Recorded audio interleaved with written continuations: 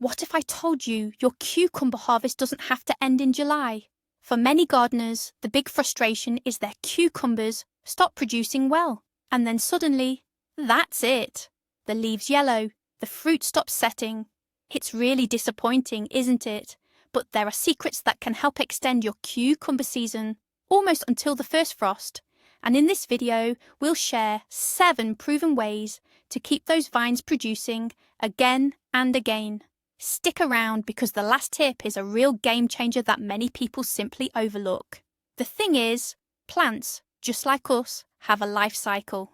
Cucumbers produce fruit actively to create seeds. As soon as those seeds mature, meaning the cucumbers get big and yellow, the plant figures its mission is accomplished and starts shutting down. Our goal is to trick the plant. We want to make it think it constantly needs to produce new fruit, and there's a whole arsenal of tricks to achieve this. So the first, and arguably the most crucial factor for a long cucumber harvest, is proper watering. It's absolutely fundamental. Without sufficient and regular moisture, cucumbers simply can't produce new fruits. Think about it. A cucumber is 95% water.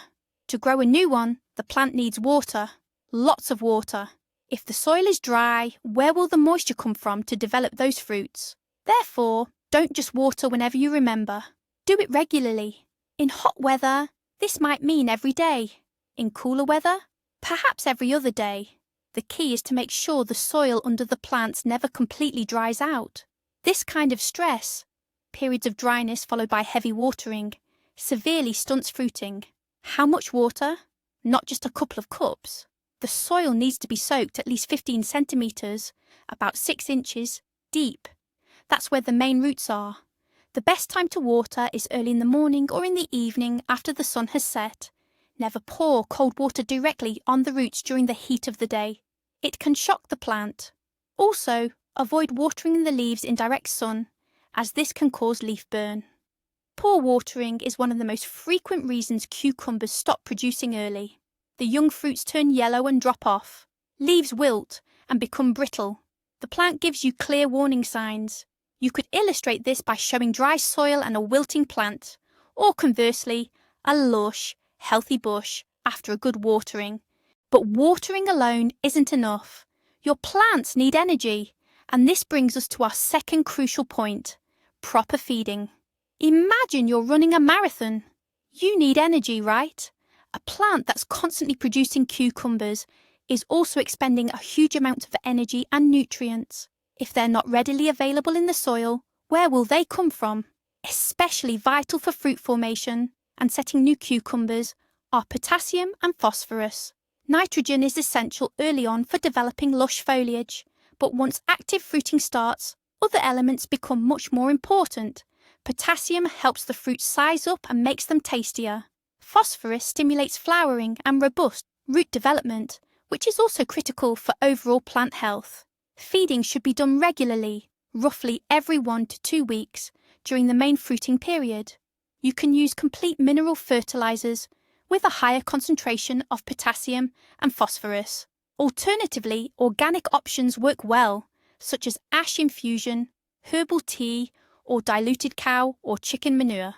Organic fertilizers tend to be gentler and also help improve soil structure.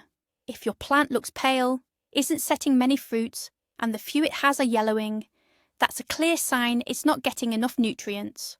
A well-fed plant, on the other hand, will be strong, with deep green leaves and an abundance of flowers and developing cucumbers. It's a visible difference in how feeding impacts your yield, so don't forget to feed your hungry green friends. Right, let's move on to the third point.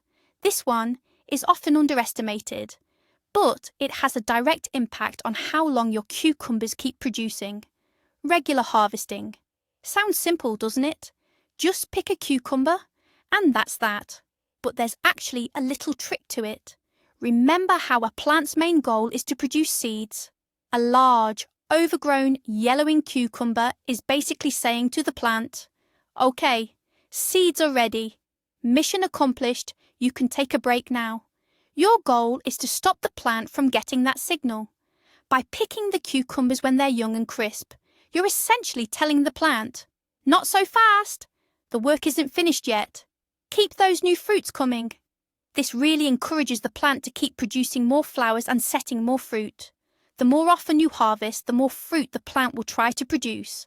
Ideally, you should be picking every day, or at least every other day when production is at its peak.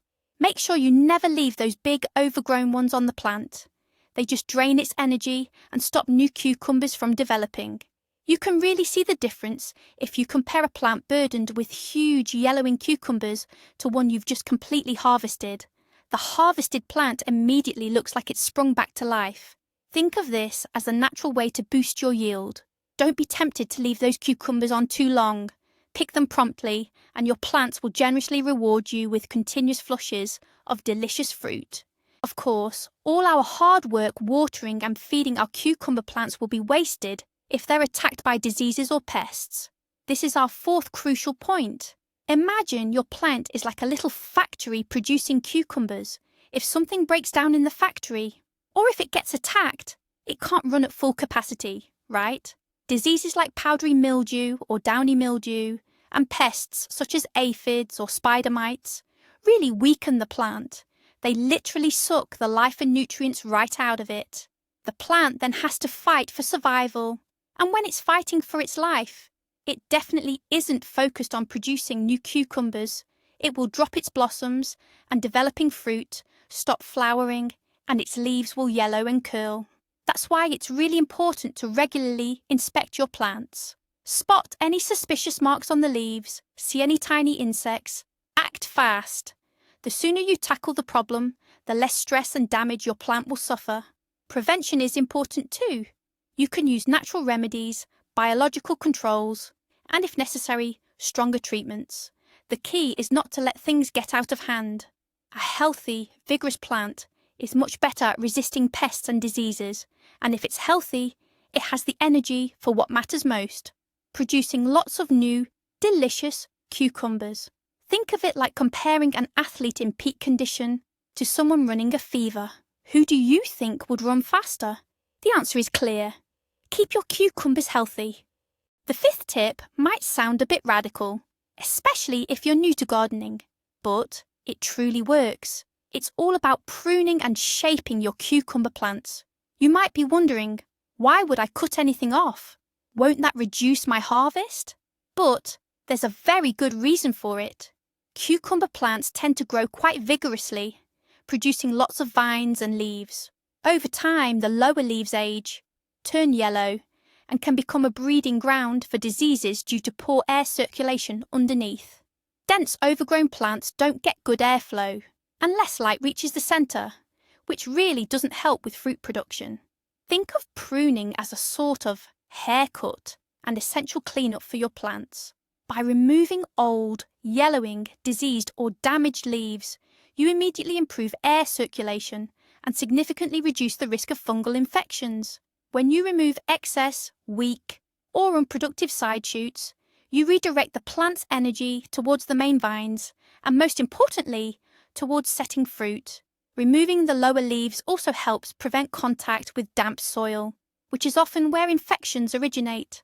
Some gardeners also pinch out or tip the growing points of the main vines to encourage bushier growth and the production of more female flowers. Properly shaping your plants makes them more compact, healthier, and ultimately more productive. This sixth tip becomes particularly important as summer starts to give way to autumn. It's all about protecting your plants from the cold. Cucumbers are definitely warm weather lovers, and as soon as nighttime temperatures begin to fall below 12 to 15 degrees Celsius, it causes them significant stress. Their growth slows, flowering stops, and those little developing cucumbers can turn yellow and even drop off. Even if the days are still warm and sunny, cold nights can very quickly put an end to your cucumber harvest. But don't give up just yet. A little bit of cover can completely change things. The simplest method is to just drape some garden fabric, fleece, or even old plastic sheeting over hoops or directly onto the plants overnight. In the morning, if the weather forecast is warm, it's best to remove the cover so the plants can breathe and pollinators can reach them. This creates a beneficial microclimate, keeping the warmth in and shielding the plants from drastic temperature shifts. This simple step can potentially give you several more weeks, perhaps even a whole month, of fresh cucumbers when your neighbour's plants have long since given up. It's a bit like putting on an extra sweater when it gets chilly. The plant feels much more comfortable and continues to do its job, which is making those delicious cucumbers. And now we've arrived at the final 7th point. This is the key one I mentioned right at the beginning, and surprisingly it's often overlooked.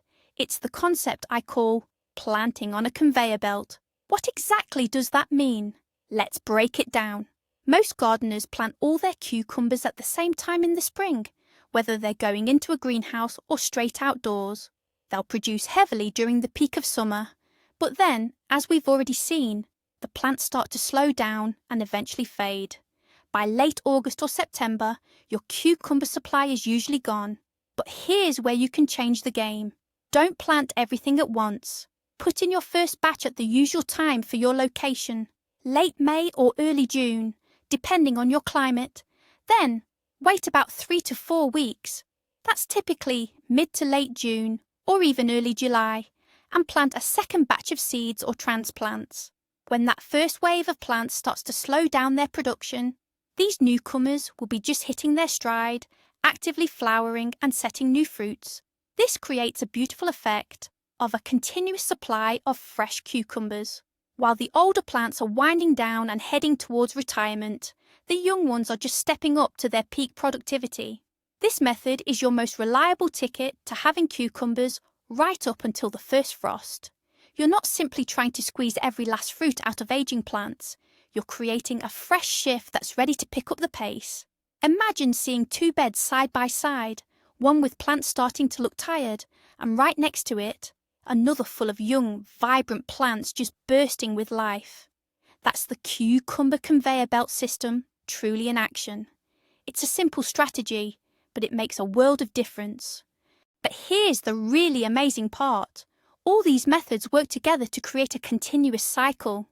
You're not just rescuing tired plants, you're constantly giving them energy and stimulating new growth.